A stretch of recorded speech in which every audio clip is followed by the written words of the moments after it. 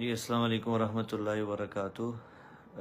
ایک تھوڑا پریشانی والی خبر تھی، الحمدللہ اب نہیں ہے۔ آپ سے شیئر کرنا تھا، آپ سے عرض کرنا تھا کہ آپ سب جیسا کہ دیکھ رہے ہیں سوشل میڈیا پہ کہ اس وقت والد محترم مولانا طارق جمیل صاحب کینیڈا میں موجود ہیں۔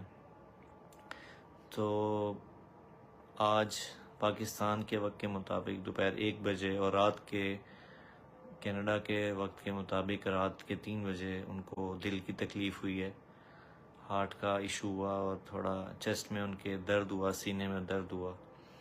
اس کے فوراً بعد ان کو وہاں ہسپتال میں منتقل کیا گیا اور سارا ان کا پروسیجر الحمدللہ عافیت سے مکمل ہو گیا۔